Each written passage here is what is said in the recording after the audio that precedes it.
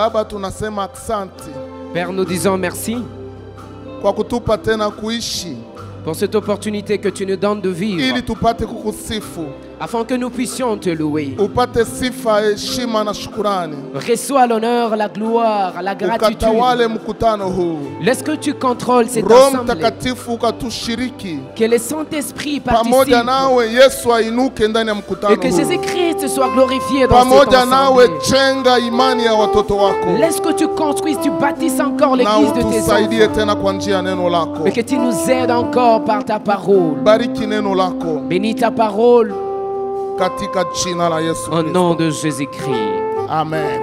Amen. Taikala. Nous allons nous mettre.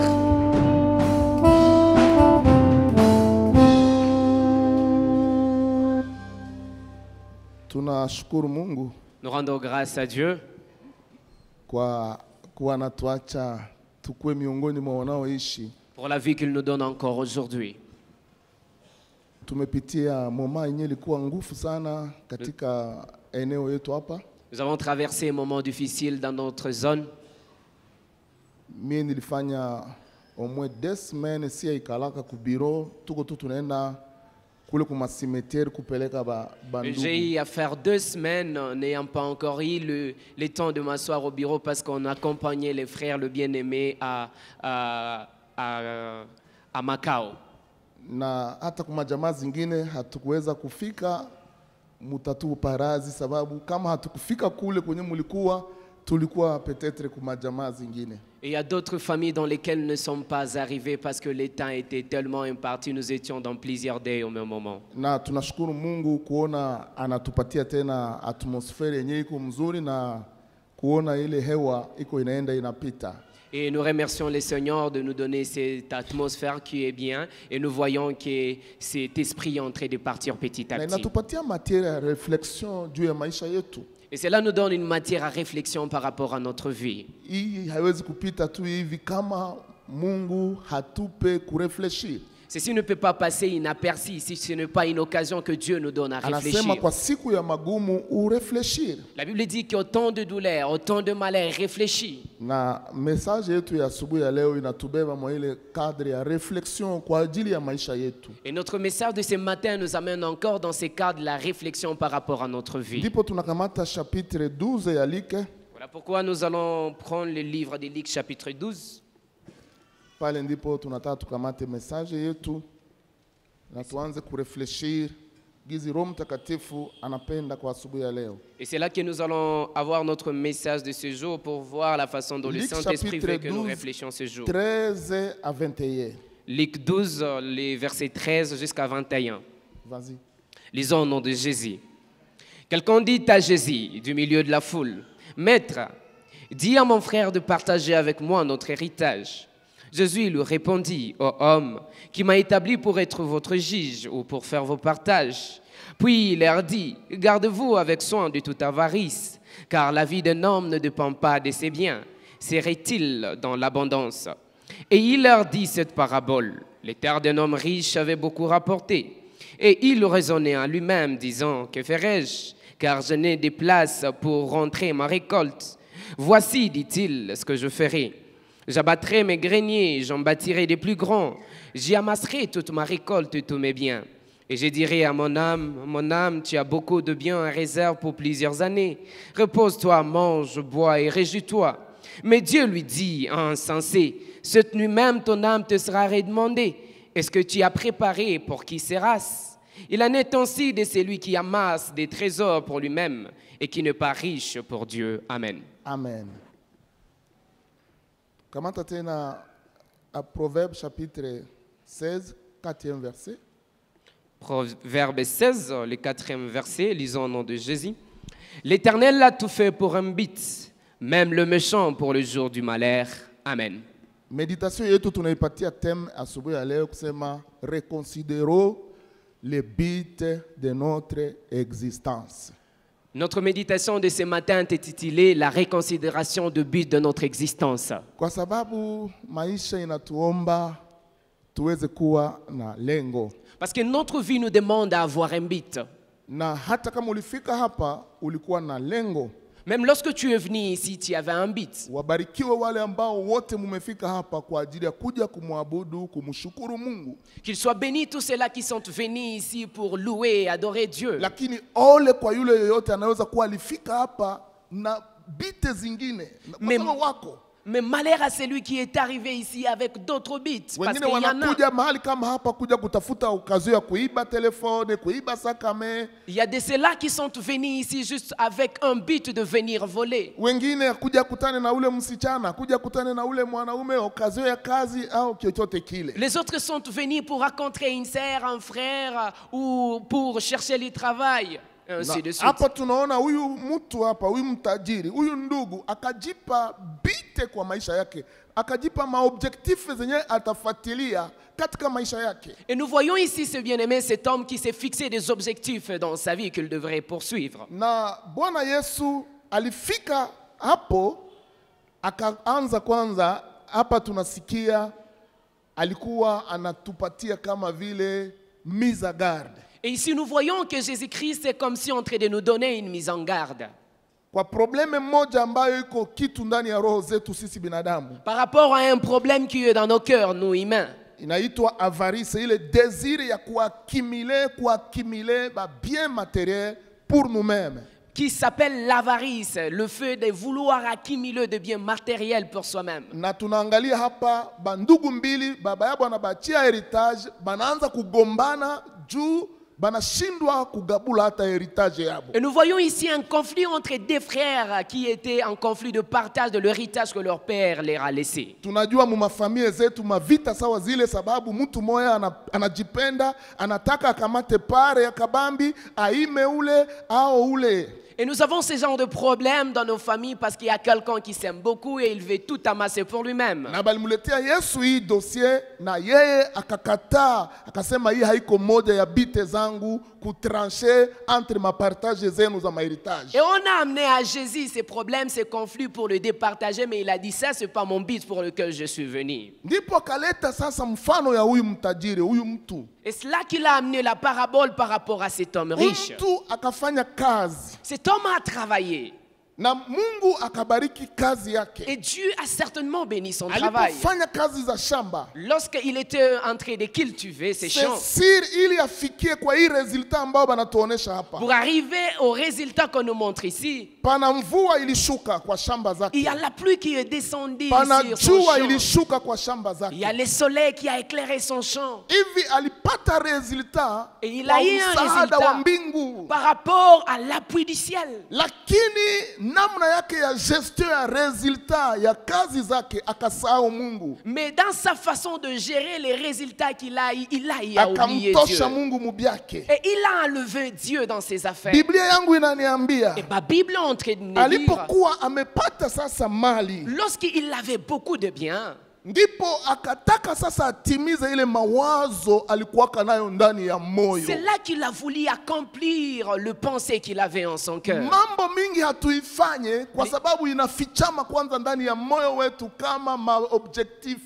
Plusieurs choses nous ne le faisons pas encore aujourd'hui, mais c'est enfoui dans nos cœurs comme des objectifs. Wengine wanasema siku ndapata pesa ona 1 2 3. Il y a de ceux-là qui sont en train de se dire lorsque j'aurai l'argent, je ferai ceci ou cela. Siku ndapata pouvoir 1 2 3. Les autres sont en train de dire lorsque j'aurai du pouvoir, je ferai ceci ou cela. Na ni malere kwetu wakati ndani ya mioyo zetu munafichana maobjectif kama hizi. Et c'est un malheur si dans nos cœurs sont enfouis les objectifs comme ceci. Ambazo zinangoya tu siku tutapata moyen tunaanza sasa kuzietale. Watu watashanga na hiki nakyo na ilikuwa ndani ya roho. Qui n'attendent que lorsque nous aurons le moyen pour les accomplir et les gens seront étonnés de voir que nous sommes en train de faire des choses qui ne nous ressemblent pas.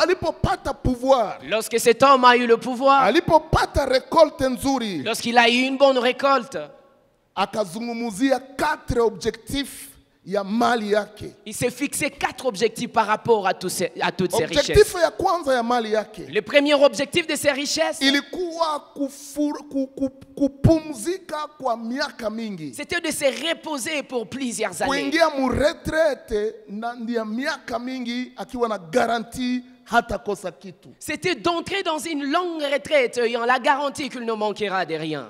Kitu ya kwanza ilikuwa kujipatia repo ya siku mingi. La première chose était de se donner un repos pour Ya plusieurs pili ilikuwa années. kukula mzuri kwa siku nyingi. Et le deuxième objectif, c'était de manger bien pour beaucoup de Ya temps. tatu ilikuwa kukunywa mzuri kwa siku nyingi. Et le troisième objectif, c'était de boire bien Ya pour plusieurs ine années. ilikuwa kufurahi kwa siku Et nyingi. le quatrième objectif de ces richesses, c'était de se réjouir pendant Wengi longtemps. wetu tuko pale siku ndapata kazi 1 2 3. Et plusieurs sommes ici, nous avons déjà des objectifs lorsque nous aurons les travail. Ndipo kitu kimoja kenye hakuprevoir kikatoka. Et il y a quelque chose qu'il n'a pas prévu, mais qui est Na apparu. pale njo kwenye kanisa sisi tunataka tuende pale kwenye huyo kufikaka. Et c'est là que nous voulons arriver, nous, église, là où lui n'est Wakati pas arrivé. tunafanya projet zetu. Lorsque nous sommes en train de Wakati planifier nos tunaprojete projets, avenir lorsque yetu. nous sommes en train de projeter notre avenir, Sisi tuende kwenye huyu hakuenda. allons, arrivons là où cet homme n'est pas Sisi arrivé. turefleshire autrement na huyu Nous baba. devons réfléchir différemment de cet homme Sababu ici.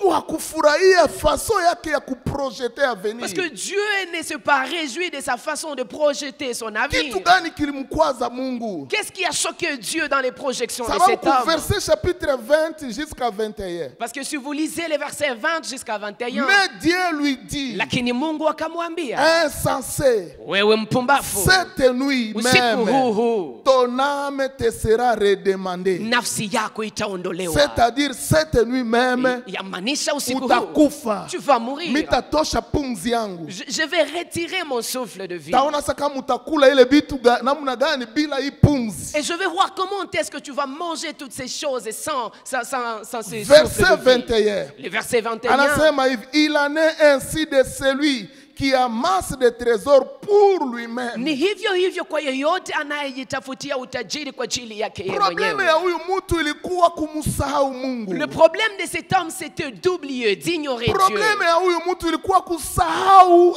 environnement yake. Et le problème de cet homme, c'était ignorer son environnement. Mu maisha yake tout tourné sur lui-même. Na ndani ya maisha yake yote ilimzungukia yeye mwenyewe. Projet zake ni yeye mwenyewe tu. Tous ses projets ne concernaient que lui-même. Hakupanga kitu juu ya Mungu. Et il n'a rien planifié par rapport Mimi à Dieu. nafurahiaka sana huyu mama ndani ya Biblia alikuwa hana mtoto. J'aime beaucoup dans la Bible cette femme qui n'avait pas d'enfant. Akafanya projet ndani ya nyumba Et yake. il a fait un projet dans sa maison. Akasema mimi naonaka hapa kuna pitaka mtumishi mwao wa Mungu Et siku elle kwa s'est siku. dit, je vois chaque fois passer ici un homme de Dieu. Mitafanya chambre moya mnyumba yangu. Je ferai une chambre haute sur ma Mitaweka maison. kule kitanda, mitaweka kule tala, mitaweka kila kitu kule. Je mettrai un lit, je mettrai une lampe, je mettrai tout ce Siku qu'il tena ule faut. mtumishi atapita, Et lorsque ce serviteur de Dieu passera mitaita encore, aye aingie mwa ile nyumba. je l'appellerai pour qu'il entre dans cette Na maison. Biblia inasema wakati mtumishi aliingia mwa ile Et nyumba, la Bible est en train de dire que lorsque le serviteur de Dieu entre Eli dans cette akaanza maison, kusumbuka. Élie commençait à se tourmenter Akasema lui-même. mwa hii nyumba munakosa Et nini? il disait, qu'est-ce qui manque dans cette maison? Kwa sababu gani Eli alifika kwa ile niveau? Pourquoi Élie est Kwa arrivé à ce sababu huyu niveau? mama alikuwa na projet na hii projet ilikuwa au-delà ya ye peke. Et parce que cette femme avait un projet qui était au-delà de lui-même. Angeliwazia hata mtumishi wa Mungu. Elle pouvait penser à l'homme de Dieu. Na tunaona Biblia inasema Mungu kupitia Eli bakampatia huyu mama mtoto mwenye alikuwa amemkosa. Et nous voyons qu'à travers d'Élie, Dieu a donné à cette femme l'enfant qu'elle Maisha manquait. ya watu wengi ambao tunaanzia hapa nje La vie de plusieurs personnes que nous envions ici sur la iko terre ndani vide sababu hamuna Mungu. est vide parce que Dieu n'est pas dedans. Kweli Mungu ameleta abondance, Certes, Dieu leur a donné lakini l'abondance, hawa watu wamemsahau Mungu. mais ces gens ont oublié Dieu. Wanapoona gizi ya kutubia mali yao, Lorsque tu vois la Ndani façon hamuna d'utiliser leurs biens, il n'y a pas Dieu dedans. ndani hamuna jirani, Il n'y a pas de prochain dedans. hamuna Il jirani. n'y a pas de prochain dedans. Ukasoma pale ku verset 18, Si vous lisez au verset 18, wakati mali imekuwa mingi, lorsque les biens ont akaanza grandi, kupanga kubomoa, il a commencé à planifier sababu comment abattre depo les greniers qu'il avait. hazienee tena ile ba récolte zake. Parce que toutes ces récoltes ne convenaient plus dans les greniers qu'il avait. Wakati kwa na bomoa, Et mali imekuwa mingi, Et lorsqu'il est en train d'abattre, ingelikuwa mtoto wa Mungu mwenye amefundishwa na Roho si Mtakatifu, c'était un enfant de Dieu qui a été enseigné par les ilikuwa okazio ya Saint-Esprit, kuangalia veve gani kwa mwenye environnement c'était yangu. l'occasion de regarder que la veuve qui était Ilikuwa dans son okazio ya environnement. kuangalia orfele gani kwa mwenye environnement yangu. C'était l'occasion de voir quel est l'orphelin Ilikuwa qui était dans okazio ya son kuangalia environnement. mtoto gani anashindwa kulipa masomo mwenye environnement C'était yangu. l'occasion de voir quel est l'enfant qui n'arrivait pas à Lakini payer huyu sa ndugu yetu hapa minerval dans ndani son ya environnement. kichwa yake hamuna hiki. Mais dans la tête de cet homme, il n'y avait pas Sikiliza cette kitu alikuwa pensée. anarefleshir.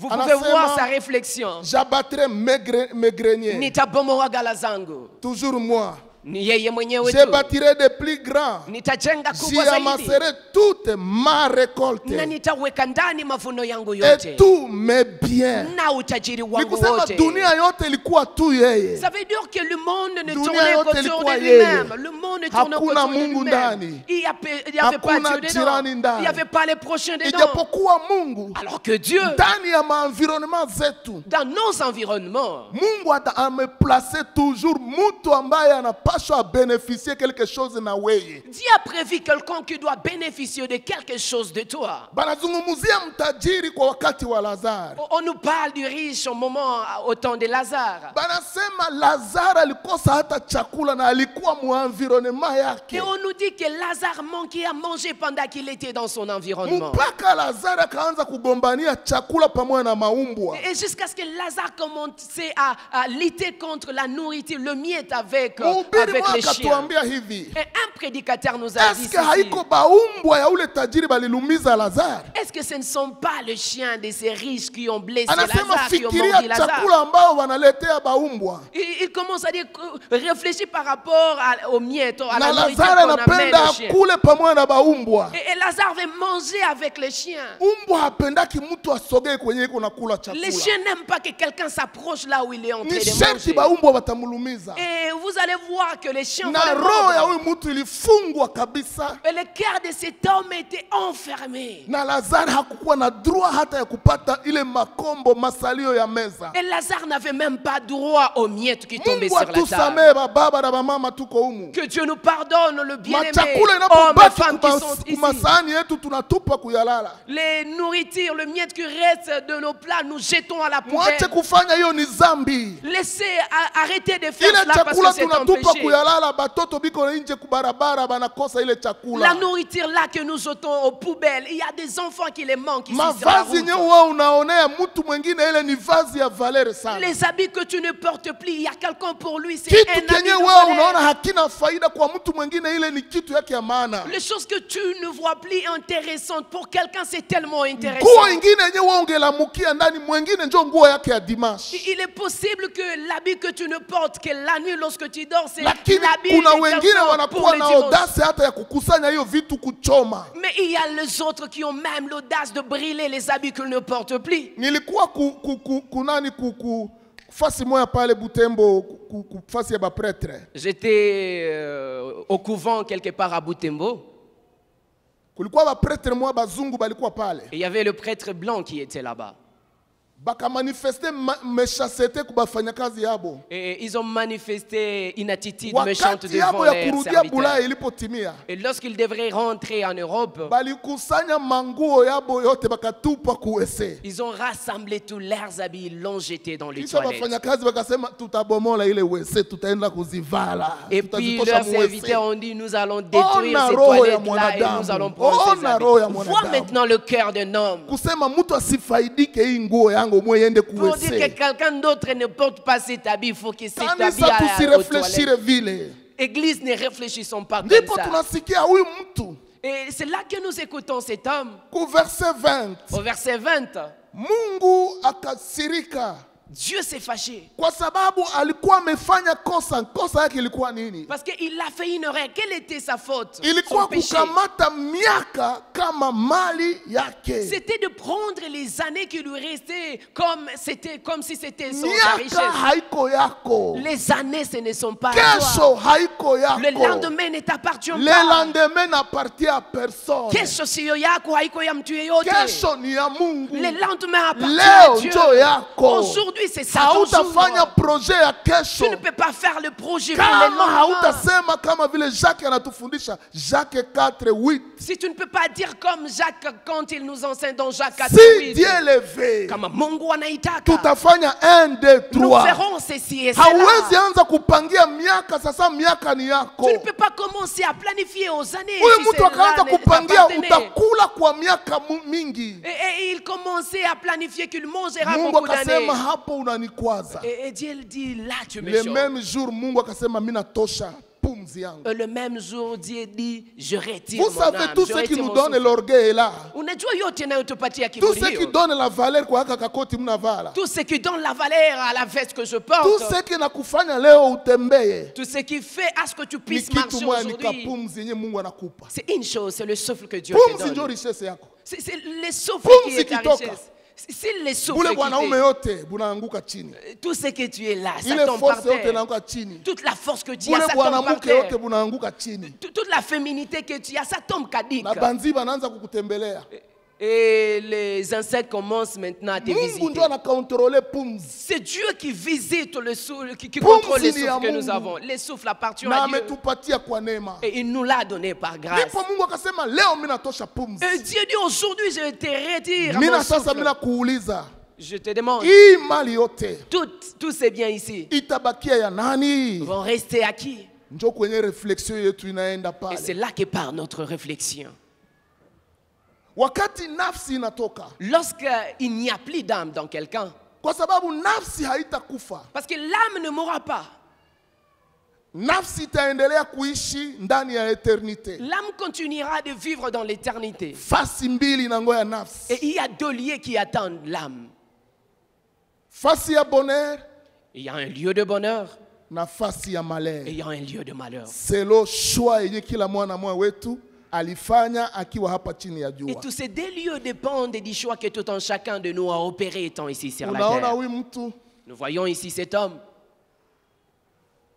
alipokuwa anapanga, Lorsqu'il était en train de planifier, hakukuwa anapanga juu ya avenir il eternel. n'a pas planifié par rapport à Église l'avenir du Seigneur. éternel. Kanisa la Bwana. Saa huku unafanya maprojection zako, Lorsque tu es en train de faire tes projections, saa huku una réfléchir juu ya avenir lorsque tu es yako. en train de réfléchir par rapport à ton Ton avenir, avenir ne se termine pas à la tombe. uchao wako hauishie kwenye Ton avenir ne kaburi. se termine pas seulement ici sur la Uchao terre. wako hauishie tu hapa duniani. Uko na avenir yenye inaenda au-delà de la tombe. Tu as un avenir qui va au-delà Saa de la tombe. unajitayarisha, Et lorsque tu es en train de te saa préparer, unapanga, lorsque tu es en train de saa planifier, unainvestir, lorsque tu es en train d'investir, anza kukumbuka commence à te ya rappeler kwamba siku moja qu'il y a un jour ndatoka ndani ya hii où dunia, tu vas quitter sur kwa cette sababu terre. maisha yetu ya kesho Parce que notre vie de demain, hatuikontrole. nous ne la contrôlons pas. Ninyi wenyewe mumeona namna gani watu wamekufa kufa. Vous qui avez vu la façon dont Na les gens sont morts, wanapokufa, lorsqu'ils meurent, destination mbili na il bangoya, y a des destinations qui les attendent. bamoya ndani ya malheur Et il y éternel a certains qui partent dans le malheur na éternel bamoya ndani ya bonheur et éternel. les autres qui partent dans le bonheur Ndipo Yesu éternel. akasema Et c'est là que Jésus dit, maisha ya mtu haidependre na vitu mingi iko nayo. la vie d'un homme ne dépend pas de bien qu'il C'est-à-dire la détient. grande question ici sur la terre Na ni kusema swali kubwa hapa ni duniani. question ya uzima, C'est la question de la sababu vie.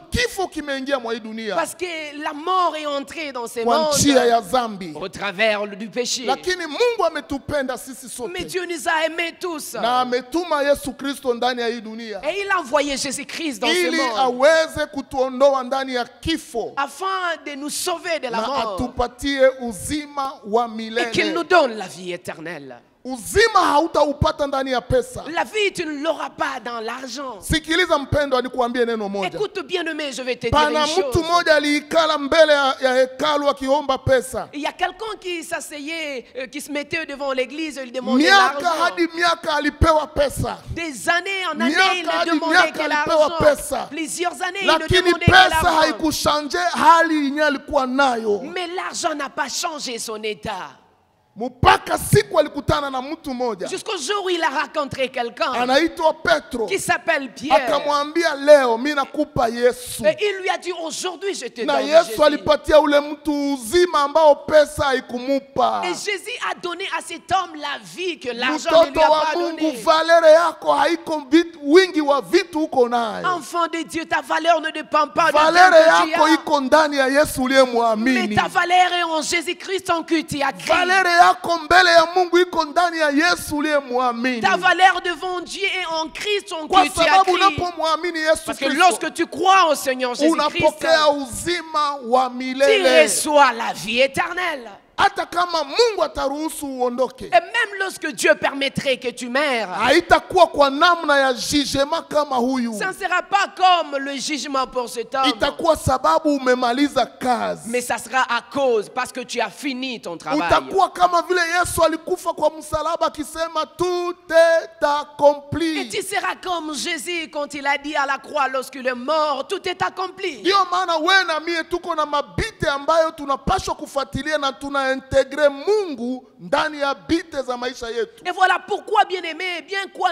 que nous ayons de buts que nous devons poursuivre dans notre vie, nous devons intégrer Dieu dedans. Ingiza Mungu ndani ya mipangilio zako. Intégrer Dieu dans tes Ingiza projets. Mungu ndani ya mali yako. Intégrer Dieu dans tes richesses. Ingiza Mungu ndani ya yote unayopanga kuhusu avenir yako. Intègre Dieu dans tout ce que tu planifies par rapport à ton Naanza avenir. kuprepare eternite yako Et itakuwa namna gani. commence à préparer comment sera ton avenir, ton Unajua éternité. tutakapokuwa tumefika mwisho kama vile huyu baba, Vous savez, lorsque nous serons à la fin comme cet homme, mali yote ilipaswa ibakie.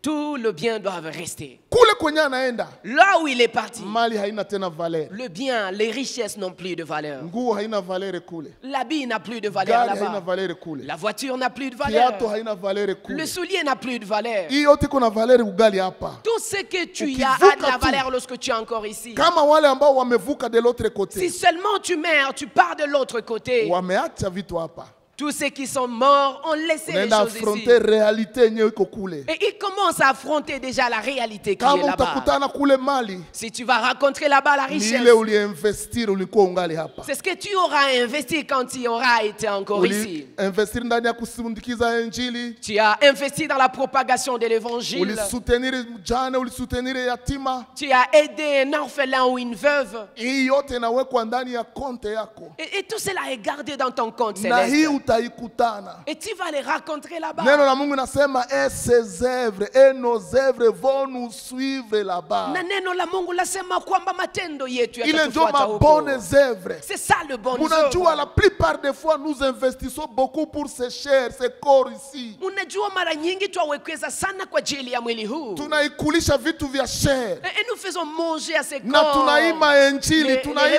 repas chers. Mungu, tunaima majirani, tunaima. Et nous ne donnons pas à Dieu, nous ne donnons pas à l'évangile ou Neno au ya Mungu prochain. inatuambia hivi. Bien-aimé, la parole Celui dit qui ceci. sème dans sa chair, il va récolter la corruption. Anayepanda ndani ya mwili wake atavuna uharibifu. Bien-aimé, il est 1 franc, il est 1 dollar, unapanda ndani ya ufalme wa Mungu. Bien-aimé, les 1 dollar que tu sèmes dans le Wakati royaume de ungali Dieu, hapa, lorsque tu es encore ici, inakufungulia trésor yenye utakutanaka kule. t'ouvres le trésor que tu rencontreras là au Batu mingi ciel. bataikalaka kule manyumba yenye haina viti. Plusieurs seront là au ciel dans de maisons qui n'ont pas de Batu mingi chaises. bataikalaka kule ndani ya hangar. Beaucoup seront là au ciel dans des hangars. Batu mingi bataikalaka très loin mu quartier très éloigné ya Mungu. Plusieurs seront dans des bidonvilles au ciel. Kwa sababu walipokuwa hapa Parce que lorsqu'ils étaient ici, habakuinvestir, ils n'ont pas habakuprepare. investi, ils n'ont pas préparé Tout les ce radios. qu'ils ont préparé, Yote walioiandaa, banaiacha hapa.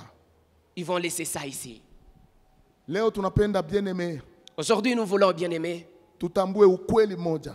que nous sachions Devant la grande question, une vérité, une réalité devant la grande question. wakati tuko hapa, Quand nous sommes ici, ni kujiswali, nous devons nous demander, Je, nimesha kupata uzima wa milele? Est-ce que j'ai déjà eu la vie Na éternelle? ile uzima iko ndani ya Yesu Kristo. Et cette vie est en Jésus-Christ. Ndio maana leo mimi nakualika wewe mwenyewe yapatiaka Yesu maisha. Voilà pourquoi aujourd'hui je suis en train de t'inviter, toi qui n'as jamais donné ta vie à Christ. Fanya haraka leo mpe Yesu maisha. Fais vite dans ta vie à Hauna Jésus. idea nini inaweza kutokea kusaa zinakuja mbele. Tu ne sais pas ce qui peut t'arriver dans les heures qui suivent. Hauna idea nini inaweza kutokea kesho. Tu ne sais pas ce qui peut arriver demain. Hauna idea. Tu ne sais pas.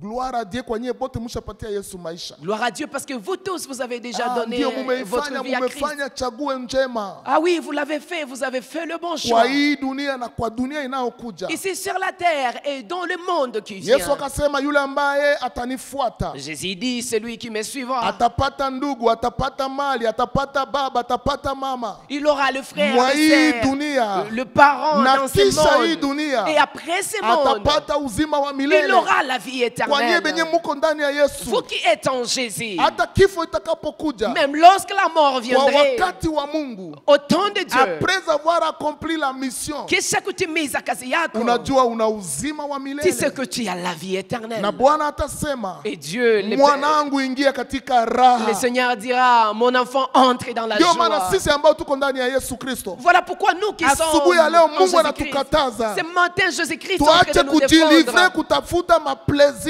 ya hapa chini. Ne nous livrons pas à la recherche de Huyu mtu plaisir alipenda d'ici-bas. kujirejuire majuisance hii efemere ya mbio mbio ya hapa chini. Cet homme voulait avoir la jouissance éphémère d'ici-bas. Kuna wengine wanapofanya projet ni kutafuta tu koma atafurahisha mwili Il wake. y a de cela lorsqu'ils font des projets, ils ne cherchent comment rendre, donner Meme du hata kama ni plaisir à leur kufanya corps. zambi, omwe afanye zambi amefurahisha Même mwili. lorsqu'il faut faire les péchés, tant mieux le faire juste pour faire plaisir au corps. Wakati nafsi yako itaenda kujijema, Lorsque ton âme ira au jugement, mwili itakuwa ilishakaoza, ton corps sera déjà pourri.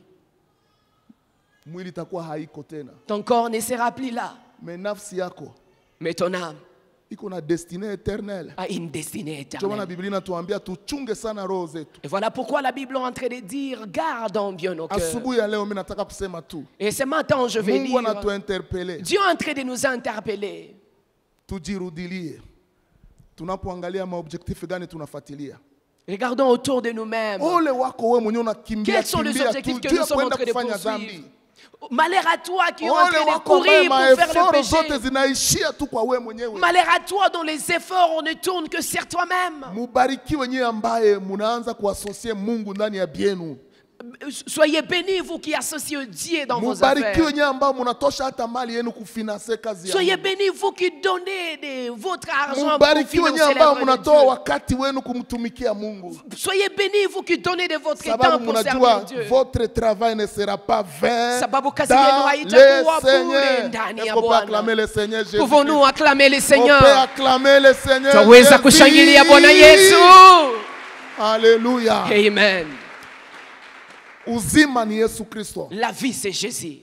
Unapompatia Yesu maisha, Lorsque tu donnes ta vie à Jésus, bien-aimé, umekuwa na garanti. bien-aimé, tu as la Na garantie. uingie sasa mu maobjektife pamoja na Yesu. Maintenant, il faut entrer dans les objectifs de la vie Tunajua avec Yesu Jésus. amekuja hapa kwa kutafuta kuokoa wanadamu. Nous savons que Jésus est arrivé ici pour vouloir Ingia na wewe sauver mu les objektife humains. za kuokoa mwanadamu. Entre aussi dans les objectifs du salut Hapana de za l'humanité. kudetruire wanadamu. Pas dans les objectifs de destruction de l'humanité. Ingia ndani ya maobjektif za Yesu Kristo. Entre dans les objectifs de Jésus-Christ. Tafuta kujua Yesu anapenda nifanye nini. Cherche à savoir que ce que Jésus veut que je Sisi fasse. watumishi wa Mungu ndani ya kanisa, Nous, les serviteurs de Dieu dans l'église, Bwana katupatia objektif le Seigneur nous a donné un objectif. ni ya kuwatengeneza nyinyi. C'est lui de vous bâtir, de vous Kuwatayarisha perfectionner. ninyi. C'est lui de vous Ile préparer. tunayaona ndani ya Efesie 4, Et cela, nous 11 sommes en train à de le 15. voir dans les livres de Ephésiens Objectif 4, zenye 11 à pourquoi 13. Mungu alitupatia kukuwa batumishi mkanisa. L'objectif pour lequel Dieu nous a choisis en tant que Kuko serviteurs dans l'église. maobjektif zenye Bwana nataka tuatende. Il y a des objectifs que Dieu veut que nous accomplissions.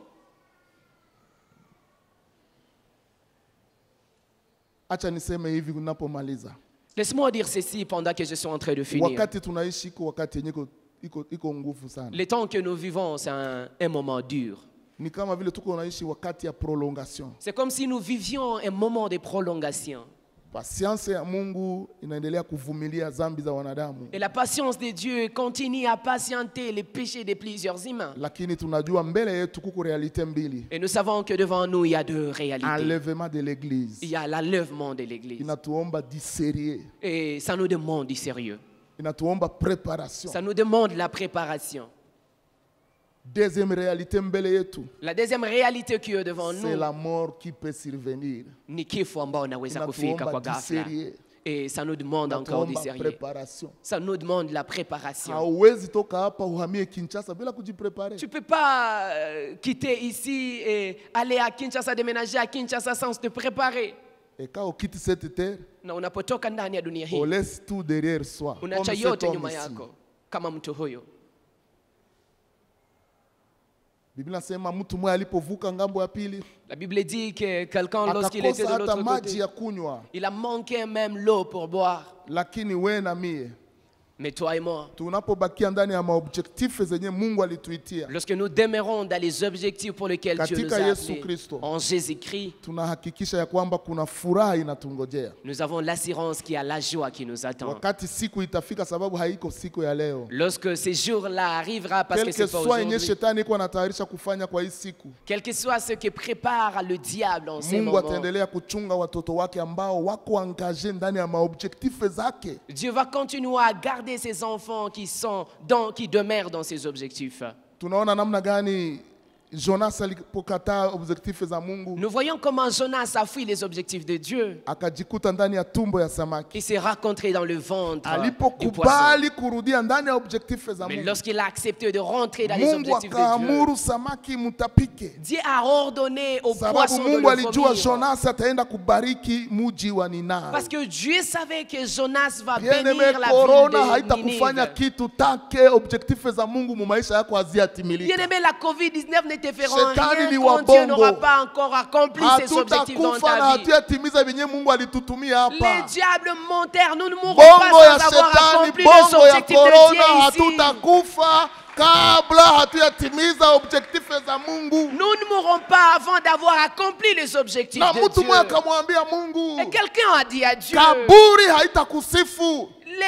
les tombes ne te loueront Mungu pas. nipe niishi niende nikusifu. Hii neno tu inaweza kukutosha mkinywa ya Donne-moi kifo. encore à vivre longtemps pour Kusema aller Mungu minataka t'adorer. niendelee kukusifu. Juste cette parole peut te délivrer Minataka de nikutanike la na mort. watakatifu En disant, nikusifu. Seigneur, je vais te louer. Hii au milieu kaburi des haiwezi saints. kukusifu. Parce que la tombe issue ne va pas te louer. Uniokoe na hii magonjwa niende nikusifu. Sauve-moi de cette maladie et que j'aille te louer. Ndio maana tusifuatilie maobjectif zenye ndani hamuna Et Mungu. voilà pourquoi ne poursuivons pas les objectifs dans lesquels il n'y a pas Dieu dedans.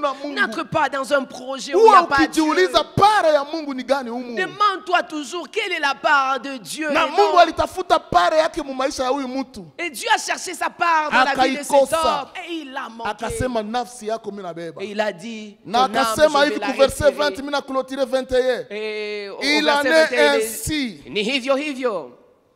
de celui qui amasse des trésors pour lui-même Kwa yeyote ambaye anatafuta mali kwa ajili yake et qui n'est mwenyewe pas riche pour Dieu. na ambaye si mtajiri kwa ajili ya Sois Mungu. riche pour ton Dieu. Uwe tajiri kwa ajili ya Sois Mungu riche wako. pour ton Dieu. Uwe tajiri kwa Sois ajili ya Mungu belle wako. pour ton Dieu. Uwe mrembo Sois kwa ajili ya intelligent Mungu pour wako. ton Dieu. Uwe mwenye akili Sois kwa ajili ya fort Mungu pour wako. ton Dieu. Uwe na nguvu kwa ajili Vis ya Mungu pour wako. ton Dieu. Uishi kwa ajili ya Mungu wako. Vis pour ton Dieu, Uishi non kwa pour le ajili ya Mungu diable. wako, hapana kwa ajili ya Marche Shetani. pour ton Dieu. Tembea kwa ajili ya Mungu Combat wako. pour ton Dieu. Pigana kwa ajili ya Mungu Témoigne wako. ton Dieu. Shuhudia Mungu Na wako. Mungu atachunga nafsi yako. Et Dieu va garder ton âme. Kifo haitakubeba. La mort ne Sababu t'enlèvera pas. unaishi juu ya Mungu. Parce que tu vis pour Dieu. Paulo akasema si je vis c'est Christ. Paulo anasema nikiishi ni Kristo. Na wewe tunataka sasa isie bote tuingie ndani ya ile gari. Et nous voulons que tous nous entrions dans Enye ce iko véhicule. inatubeba pour le moment vivre pour Dieu avant de partir dans le Qui ciel. est en train de nous Pour amener. passer notre éternité avec notre Seigneur bien-aimé Ili dans la tuende tupitishe félicité umilele wetu où il pamoja n'y na aura Mungu. plus les pleurs, la maladie, Mahali ambapo où il y hakutakuwa aura machozi na toujours la ugonjwa. joie, Ambapo furaha où itadumu. le Seigneur va essuyer nos Ambapo larmes, Bwana atapanguza machozi yetu. où le Seigneur va dire karibu watoto yangu, Où le Seigneur va dire mwingie approchez les muraha, enfants. mwingie muraha, mwingie Entrez dans la joie, muraha. entrez Acha dans la joie. Mungu abariki neno lake. Que Dieu bénisse sa parole. Mungu abariki kanisa Que lake. Dieu bénisse son église.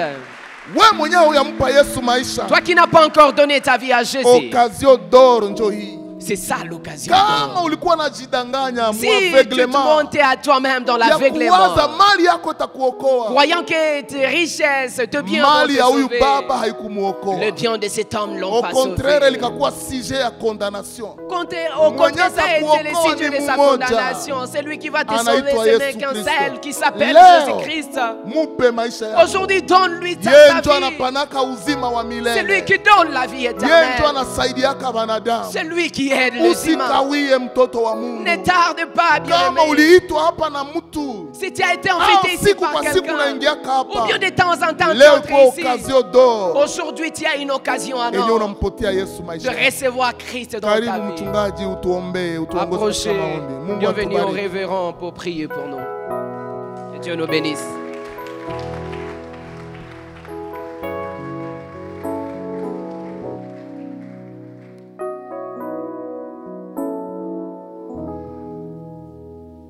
Haleluya.